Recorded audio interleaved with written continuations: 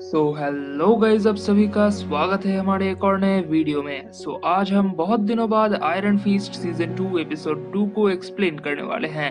I know I am so let this time. Actually मेरे college के exams होने वाले थे और आप लोगों को तो पता ही है, लॉकडाउन के चलते कुछ भी पढ़ाई नहीं किया था, इसलिए दिस टाइम थोड़ा सा पढ़ाई के ऊपर भी फोकस करना पड़ा था। अब एग्जाम्स खत्म हो चुकी है और आज से मैं ज्यादा से ज्यादा वीडियोस अपलोड करने की कोशिश करूंगा। बहुत बातें हो गई, अब एपिसोड 2 की कहानी शुरू करते हैं।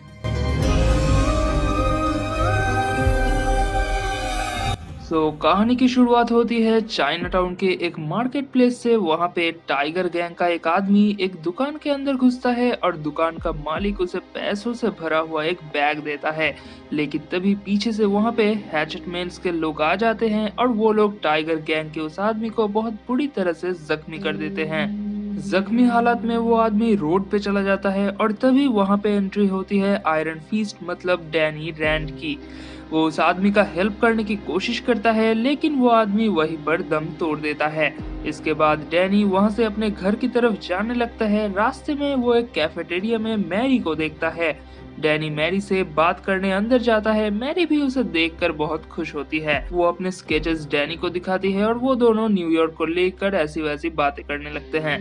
बातों बातों में मैरी डैनी से एक पार्क के बारे में पूछती है। डैनी कहता है वो चाइना टाउन में है और आज के दिन वहां पर ना जाना ही ठीक होगा।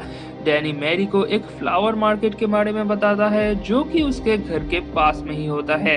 वो दोनों चलते हुए जाने लगते हैं, लेकिन रास्ते में मैरी को चक्कर आने लगती है और उसकी तबीयत बहुत ज्यादा खराब हो जाती है। तब डैनी उसे अपने घर ले जाता है और वहाँ पर कॉलिन मौजूद होती है। मैरी कॉलिन से मिलती है और उसके हेल्प करने के लिए उन्हें एक पेंटिंग गिफ्ट करती है। डैनी मैरी को पानी पिलाता है। तब कॉलिन कहती है तुम दोनों कहाँ पर मिले। डैनी कॉलिन को बताता है कि मैरी टाउन में नहीं है और इसलिए डैनी उसे हेल्प कर रहा था।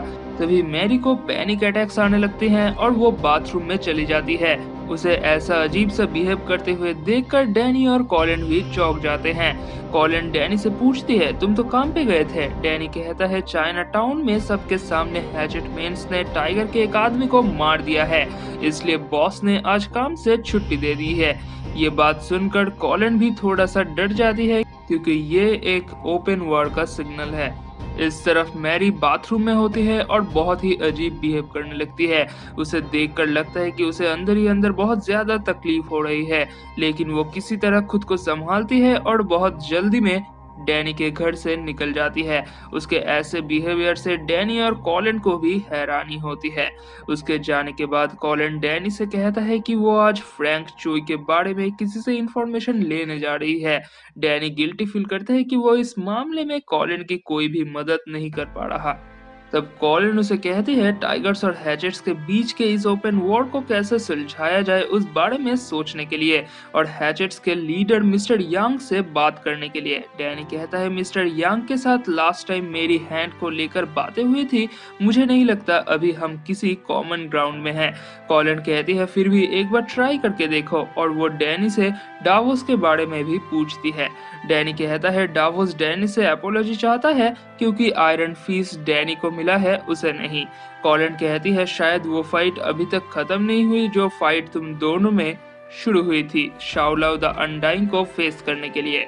इतना बता के कॉलिन अपने काम के लिए निकल जाती है और डैनी अकेले बैठ के फ्लैशबैक में जाता है, जहां हम देखते हैं डैनी और डावोस के बीच फाइट अरेंज किया गया है। उन दोनों में से कोई एक जब तक हार नहीं मान लेता या फिर मर नहीं जाता तब तक फाइट खत्म नहीं होगी, और जो उनमें से जीतेगा वो शाओलाओ द अनडाइंग का सामना करेगा।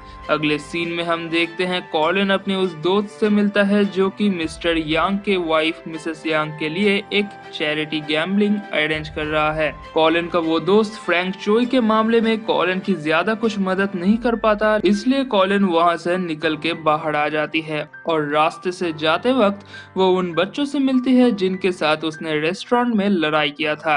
वो लोग कॉलिन को गन दिखा के डराने की कोशिश करते हैं, लेकिन तभी कॉलिन उनके हाथ से गन छीन लेती है और पीछे से पुलिस की गाड़ी आ रही होती है, इसलिए वो बच्चे भी वहां से भाग जाते हैं।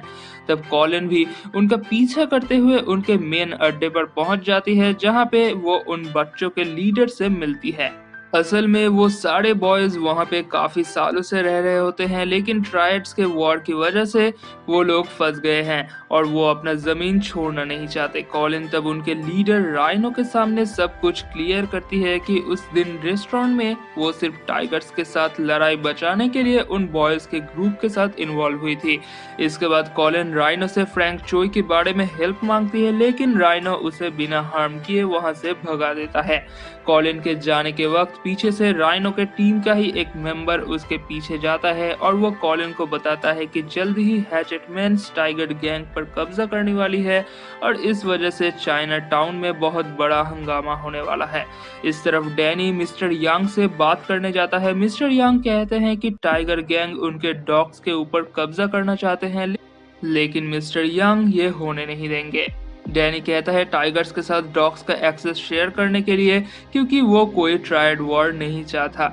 मिस्टर यंग कहते हैं कि वो भी हो सकता था, लेकिन टाइगर्स ने उनके नेफ्यू को मारा है, इसलिए वो ब्लड फॉर ब्लड चाहते हैं। ये बातें सुनकर डैनी बहुत गुस्सा हो जाता है और अपने अनजाने में ही आयरन फीस्ट को समॉन करके टेबल के ऊपर हिट करता है, जिससे यांग के ऑफिस का टेबल पूरी तरह से टूट जाता है। डैनी मिस्टर यांग से कहता है, मैं जैसा कह रहा हूँ वैसा कीजिए, नहीं तो मुझे कोई और रास्ता ढूंढना होगा। मिस्टर यंग डैनी को इतने गुस्से में देखकर बहुत डर जाते हैं। डैनी उस कमरे से बाहर आता है और तभी उसे डावोस के साथ अपनी फाइट याद आ जाती है। यहाँ हम देखते हैं डैनी और डावोस दोनों ही एक दूसरे से काफी अच्छे से लड़ रहे हैं। कभी डैनी मारता है डावोस को तो कभी डावोस डैनी को। अगर आप लोगों को आयरन फीस्ट की फाइटिंग सीन्स देखनी है तो आप लोग हमें इंस्टा पर फॉलो कर सकते हैं। इंस्टा प्रोफाइल का लिंक डिस्क्रिप्शन पर दिया हुआ है। एनीवे वर्ड अपने ऑफिस में होता है। उसको अपने असिस्टेंट से पता चलता है कि जॉय किसी ऑक्शन हाउस में गई हुई है और वर्ड भी वहां पर जाके उससे बात करने के लिए तैयार हो जाता है। इस तरफ ऑक्शन हाउस में हम जॉय को अपने एक दोस्त के साथ देखते हैं। उसकी वो दोस्त उस ऑक्शन को कंडक्ट कर रही होती है और उसके बातों से पता चलता है कि वो डावोस की तरफ अट्रैक्ट हो रही है। ऑक्शन में वर्ड आता है जॉय से बात करने। जॉय वर्ड को देखकर इग्नोर करने की कोशिश करती है, लेकिन वर्ड जॉय से जबरदस्ती बात करने की कोशिश करता है। जॉय और वर्ड के बीच पुरानी बातों को लेकर आर्ग्यूमेंट शुरू होने लगती है। तभी डावोस आता है और जॉय को रोक लेता है और कहता है कि जॉय की दोस्त मीका उन्हें एंटिक पीस दिखाने वाली है। इसलिए जॉय, डावोस और मीका एक साथ जाते हैं। मीका उन्हें एक एंटिक प्रोडक्ट दिखाती है और डावोस को वो चीज विदाउट रेस्टोरेशन चाहिए होता है, वो भी अभी के अभी। लेकिन मीका कहती है कि वो उस प्रोडक्ट को 3 महीने से पहले नहीं दे सकती। डावोस गुस्सा होकर मीका को मारने की कोशिश करने वाला होता है, लेकिन जॉय उसे रोक लेती है। इस तरफ डैनी बहुत टेंशन में होता है। कॉलिन घर वापस आती है और उन बच्चों के बारे में सब कुछ डैनी को बताती है। डैनी भी मिस्टर यांग के बारे में बताता है। कॉलिन कहती है इस वॉर को रोकने के लिए हमें मिसेस यांग के साथ बात करनी चाहिए, क्योंकि मिसेस यांग चैरिटी करने में विश्वास रखती हैं और पीसफुली काम करती हैं।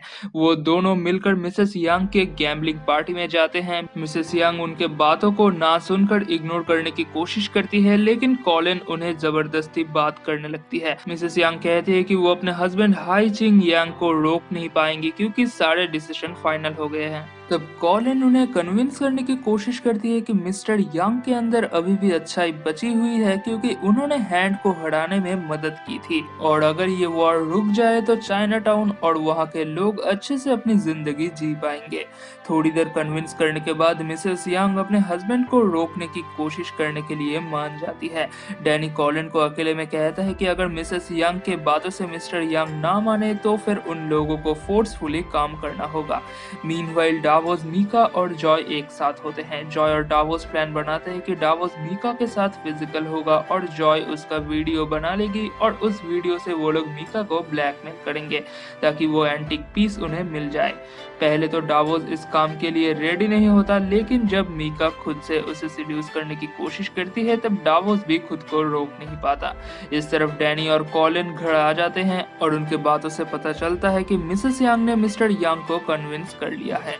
अगले सीन में हम देखते हैं डैनी और डावोस एक दूसरे से लड़ाई कर रहे हैं और इस लड़ाई में डैनी जीत जाता है और लड़ाई के फुटेज देखने के लिए हमें इंस्टा पर जरूर फॉलो कीजिए। Anyway, इस तरफ हम देखते हैं अगले दिन डावोस मिस्टर यांग से मिलने गया है और उसने मिस्टर यांग को जो काम दिया होता है उसे करने से वो मना कर देते हैं। और डावोस को पैसे वापस कर देते हैं। इस चीज़ के लिए डावोस के प्लान में बहुत बड़ा नुकसान हो जाता है, इसलिए वो खुद को कंट्रोल नहीं कर पाता और गले लगने के बहाने वो मिस्टर यांग को मार देता है और वहां से निकल जाता है। और यहाँ पर एपिसोड 2 की स्टोरी खत्म हो जाती है। सो मैं आप लोगों से एक और बार सॉरी कहता हूँ फॉर बीइंग लेट, बट अब से रेगुलर वीडियो जरूर आएंगे। सो अगर आप लोगों को आज का ये वीडियो पसंद आया है तो वीडियो को लाइक और शेयर कीजिए, और आपको हमारे चैनल का कंटेंट पसंद आ रहा है तो चैनल को सब्सक्राइब कीजिए और एंगेजमेंट बढ़ाने के लिए कमेंट जरूर कीजिए।